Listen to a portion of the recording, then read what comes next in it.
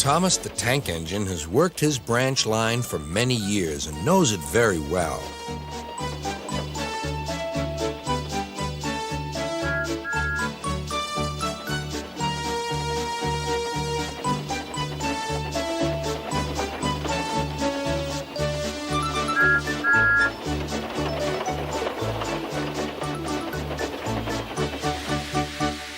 You know just where to stop, Thomas, laughed his driver. You could almost manage it without me.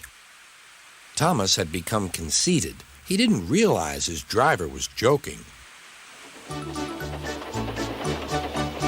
Later, he boasted to the others.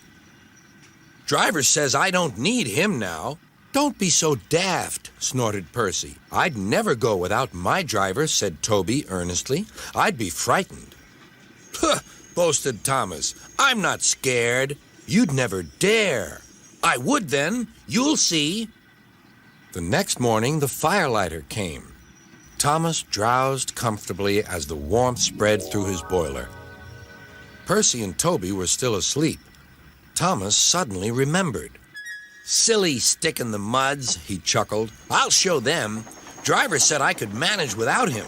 I'll just go out and then I'll stop and whoosh! That'll make them jump. Thomas thought he was being clever, but really he was only moving because a careless cleaner had meddled with his controls. He soon found his mistake. He tried to whoosh, but he couldn't. He tried to stop, but he couldn't. He just kept rolling along. He didn't dare look at what was coming next. There was the station master's house. The station master was about to have breakfast. Horrors, cried Thomas, and shut his eyes. The house rocked, broken glass tinkled, plaster was everywhere. Thomas had collected a bush on his travels. He peered into the room through its leaves. He couldn't speak. The station master was furious. His wife picked up her plate. You miserable engine, she scolded. Just look what you've done to our breakfast. Now I shall have to cook some more. She banged the door. More plaster fell. This time it fell on Thomas. Thomas felt depressed. Workmen propped up the house with strong poles and laid rails through the garden. Then, the Scottish twin engines Donald and Douglas arrived.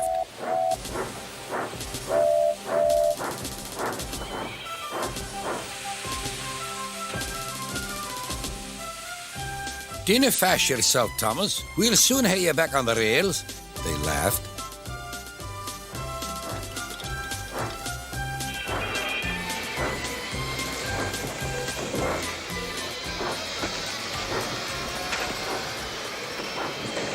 Donald and Douglas, puffing hard, managed to haul Thomas back to safety.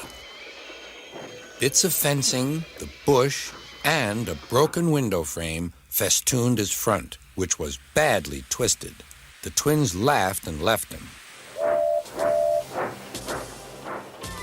Thomas was in disgrace.